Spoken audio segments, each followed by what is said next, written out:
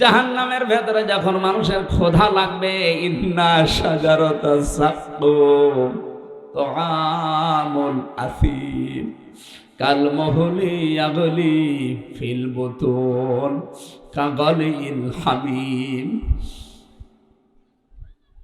খুযুহু ফাগুল্লুহু সুম্মাল জাহিমা সাল্লু।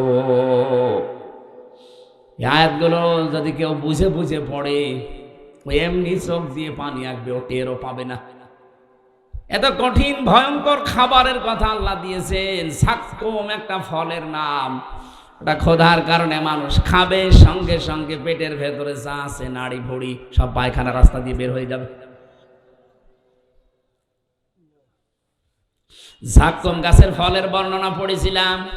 ওটা খাবারের পরে পেটে যাবে, আর সামনেও বের হবে না, নিচ দিয়েও বের হবে না। একটা গলার কাঁটা যেভাবে বাঁধে ওইভাবে বেঁধে থাকবে। মনে করবে পানি খেলে হয়তো এটা ছেড়ে যাবে। জাহান্নামের টক বগে একেবারে যে পুষ আর রক্ত গরম হচ্ছে, ওটা দিয়ে যখন ভেতরে দিতে চাইবে, মুখের কাছে আসার সঙ্গে সঙ্গে এইগুলো সব ঝলসে পড়ে যাবে। খেতে চাইবে না, দূরে ফেলে দেবে। ফেরেশতারা তুলে এনে ওরে একেবারে ভেতরে দেবে। পেটের ভেতরে যাবে ঠিক, ওই জাক্কুম গাছের কাঁটাও সরবে ঠিক, কিন্তু দেখবে পেটে আর কিছু নেই। নাড়ি ভুড়ি সব এক জায়গায় হয়ে পেছন দরজা দিয়ে বের হয়ে গেছে। এই আযাব শুরু হচ্ছে একদিন, 2 দিন, 5 দিন না, চলতেই থাকবে এভাবে আযাব।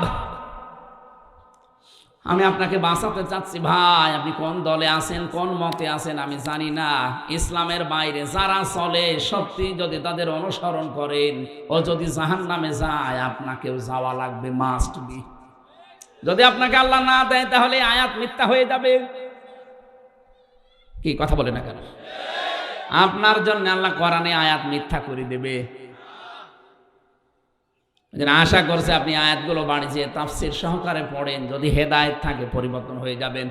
আর যদি আপনার কপাল আবু জেহেলের মতো হয়, আমি নবীর উত্তরাধিকারী আমির হামজা না, নবী এসে ওয়াজ করলো, আপনার কিছুই হবে না।